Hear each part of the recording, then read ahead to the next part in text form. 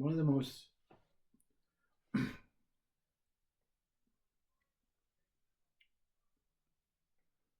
the most beautiful thing about post enlightenment, let's call it post after, I think post is after, yeah. The most beautiful thing is you want for nothing. You go into a state of surrendering, which means I'm giving everything up. I is giving everything up.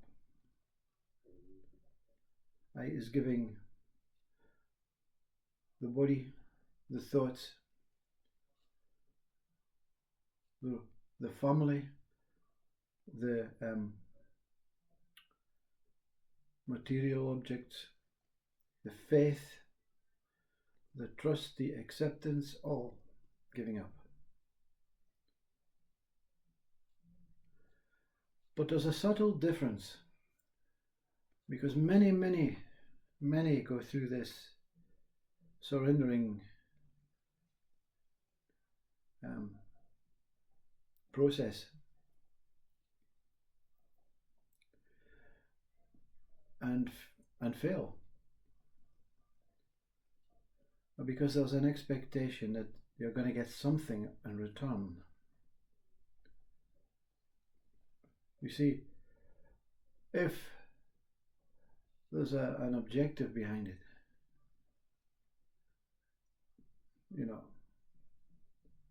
many can come on to go to a religious establishment, read a book, a religious book,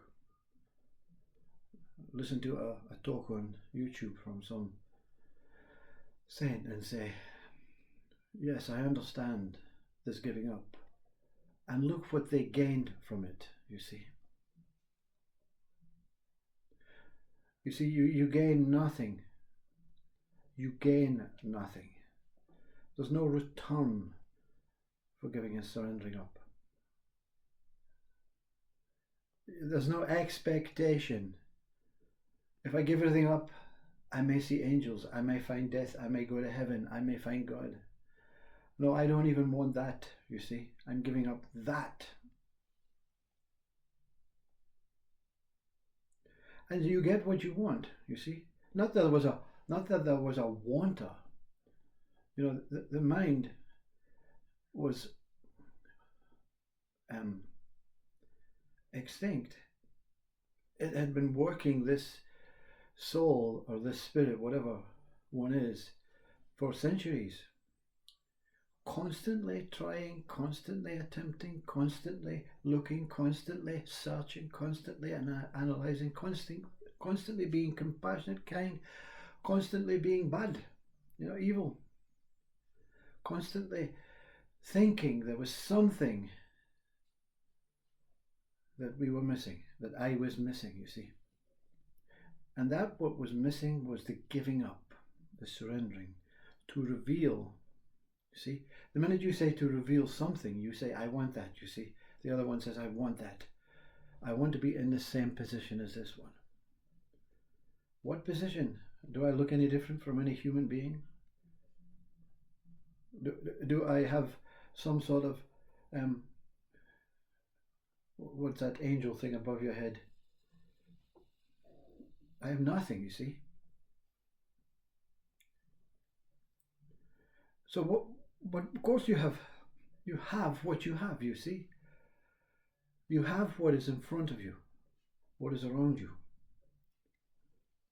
You have family, you have friends, you have a home, you have a body, you have breath, you have a planet that cares for you. All the other stuff are just thoughts and ideas of something that does not involve this I. The world is not involved with having or not having, you see. So I want for nothing. Everything is perfectly as it is. If any illness comes, it's perfectly for me. It's not extra. It is simply part of nature. It is simply part of maybe living poorly, maybe not respecting the body properly, maybe walking into something that is not humanly right, into some chemical gas or solar or whatever, sulfur or whatever, into a virus that's floating around in the clouds. You don't know. You see, you don't say I don't want to be inflicted by a virus. You say, and you don't say I want. You see, it is what it is. That's what the comment is. As it is, everything is as it is. There's no attachment to needing, to desiring, to wanting. And there's no detachment from it. If it comes, it comes. What you see is that God takes everything from you. So when you surrender and give it up, it takes it.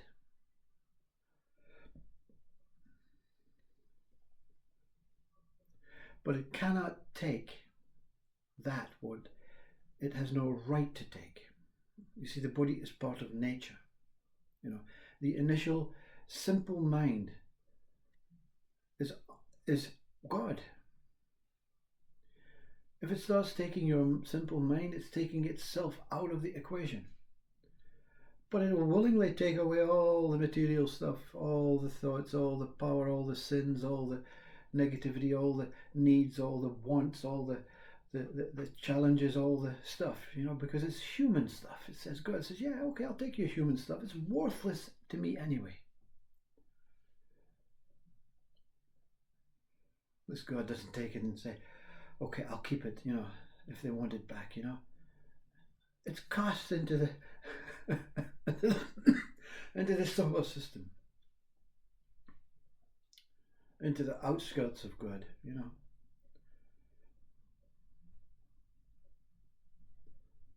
The layer of skin, the feces that God extracts every day is that stuff that you surrender and give up to.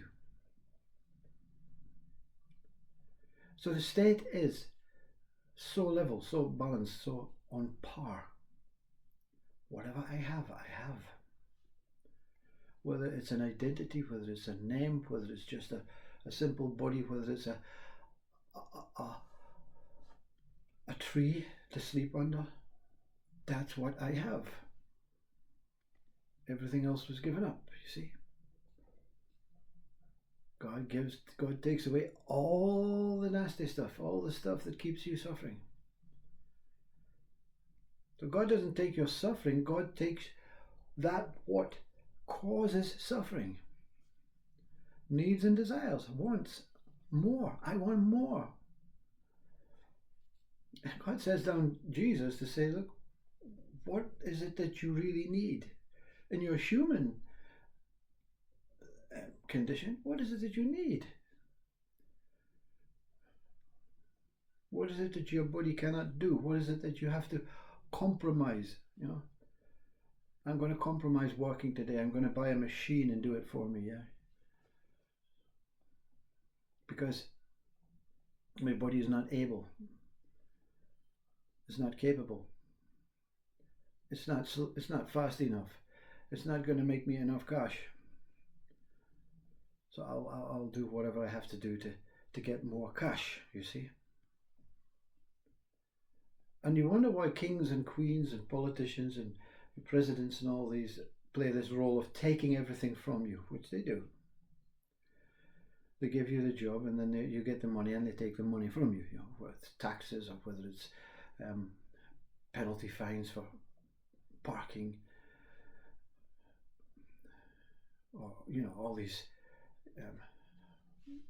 convictions for trying to get on with your life. Let's punish them, let's penalize them. You see, but they take it because they think that's what God does.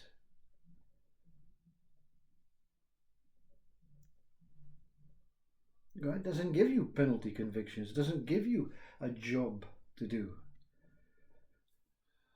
That's why you find an enlightenment that even the Bible is a bit, certain aspects are a bit, Ten Commandments, what's that about? This is how we will tell you how you have to live your life, you see. That's the God that the governments and the politicians and all the kings and queens and all the hierarchical people, all these corporations say, yeah, let's keep telling them that God wants them to be busier and busier and busier and sacrifice their body, you see. You don't surrender your body willingly to another human being or to some sort of hierarchical icon, whether it's a saint, a great icon, or a politician, a really suspect icon. You only surrender your body to life, to God, to consciousness. I like Ramana Maharshi, I lay down to die. And every day something else died, you see. But the body never died. The body grew stronger, grew lighter, grew more able, grew more grateful, because it wasn't being punished and pushed to keep providing for a fake God, for a fake human species, for a fake idea that there's power above you. You see, the power above you. What is the power above you? There's no power above you. Even the aeroplane has no power above you. It can crash any time, The only power is the power below you. You see the earth. Without the earth, you're powerless. And on the way to the earth, you pass through the door to God. God says, welcome home, you earth being. What is it on this planet Earth that you need? You say, well, you're able to walk, body, swim, talk, smile, able to be warm, able to be fed, able to breathe, able to give thanks, able to have a relationship, maybe, if that so wishes, if that happens, if nature says a relationship is waiting for you, then a relationship is waiting for you. If not, it's not. At school, you're told you have to get married. Basically, it's better if you get married because you're going to get maybe more money, because two of you, when you get a house and you can have babies and it's all good, it's all good, you get a better job and she gets a job and the children are left to their own devices and they cause all these problems yeah, it's okay though, because the rightful people, the hierarchy people, the social workers, the psychologists, the schools, they'll all care for them, That's what you give up, you see. You give up responsibilities of being a human. You give up responsibilities of this ego mind thinking there is something better than being alive. And what does God really give you back? What you never gave up. Your body's still alive. You're still breathing. You're still content with this. Actually, it's like if you have a fridge full of food. Yeah, it's wonderful because I have so much things to choose from. I don't know what to choose first. But I'm going to have to eat them all because there are best before dates and rotting problems and whatever. So I'm going to have to eat them quite quick, you see. And when they all rot, because you've been away for a week or something on some business trip, you come back and they're all stale and old and wet, and you throw them out. And if you possibly may clean the fridge before filling it up. And when it's cleaned, the fridge goes, wow, space, wow. That's enlightenment. The restoration of more food comes in. This time you're a bit more careful. I'm not going to put in so much food. I'm not going to throw away this this food that can feed some others. I'm not going to do all that. I'm just going to put in what I need, you see. And the fridge says, yeah, thank you. What a weight that last time. What a weight. I had to use so much power, so much energy to keep them fresh for so long. That's enlightenment. You surrender, you give up the ideas, the concepts, the needs, the wants, the more.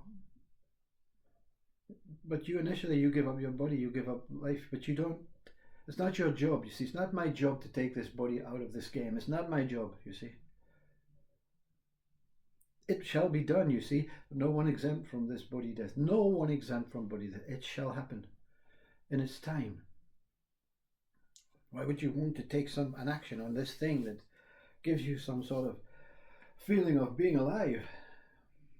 Why would you want?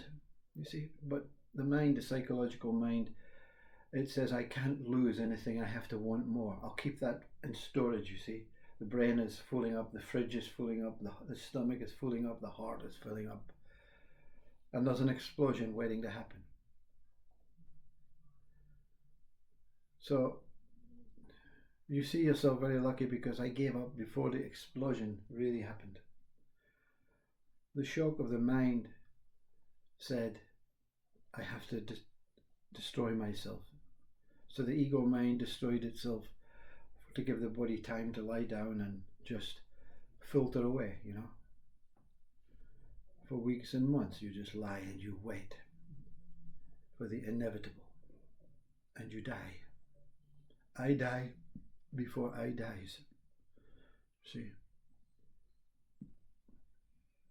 And of course, this death that died, this I that died, it comes back for a little bit of a rebirth, a little bit of a true reflection on what is happening. Christ says that you see the world for the first time. You see the lightness, the purity of what you thought was just stuff that was keeping me from doing my job, keeping me. If only I could get rid of this nature. I need to get to this place in an hour for a big business appointment. So the earth, the journey becomes a pain in the ass, you know. And then I need to be faster. So you take a train and an airplane to go 40 miles and you say, wow, that was great, you know. And you miss all of this, all of this. Every moment is precious. Every time moment is precious. And it's born from this moment, this God moment. This God moment is the most liberating, and you'll know it, but you won't know it until it is experienced in its full capacity. Is there a God? You know, some religious people came and knocked on my door. Many years ago, after this annihilation of the ego, and they said, do you believe in God? I didn't know how to answer. You see, I didn't know how to. I said, what? Do you, or you don't? I don't understand the question. Well, do you think that, what are you trying to deny? I said, deny? No, we are trying to encourage people to believe in God. No. Why would you believe in something you know fully exists? And they never came back. I didn't preach. I didn't say I was the next Jesus or the next Buddha or I was greater than them. I said, thank you very much for knocking on the door and thank you for giving me the opportunity to confirm. This God is absolutely here right now, absolutely in all its essence. And only the meek, only the humble can see it. Only those that are not interested in becoming something superior, something better, something more, something great, or less, you see. The very effort to become something other than what you are, lesser than what you are, or more than what you are, is moving away from God. You cannot move. There's no returns, no expectations, there's no needs, no desires, no real, there's no importance in what your mind said was important or non-important. There is only life as it is, you see. This God gives life as it is. You see, find out what you are. And find out what you are not, you see. You are this vessel, but to give it a name body is a bit, blasphemous, because God doesn't know what a body is. Only knows what love is. Only knows what unconditional love is. And you even surrender your unconditional love when it comes. And God says, wow, this one is, whatever I give this one manages without it, you see.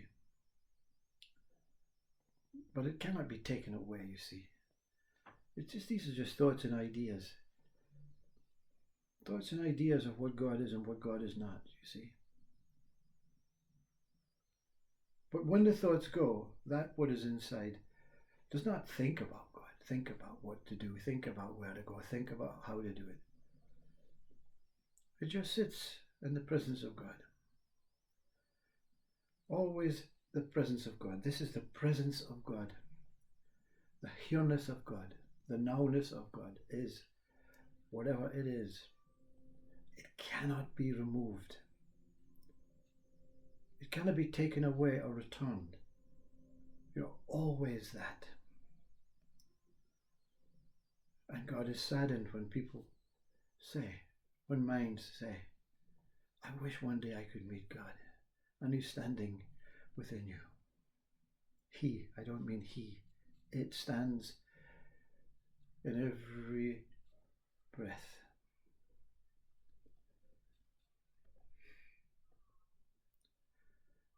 So you don't get anything on return from wanting to meet God.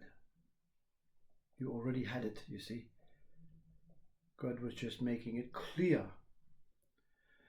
pulling away the cobwebs, the veils, the masks, the mind, the thoughts, the ideas, the concepts, the beliefs, the hopes, all this stuff pulled away, and God says, now what? And you fall to your knees and cry, or even laugh. And you say, what a fool. Hundreds of lives looking for something out here, when all the time it was I.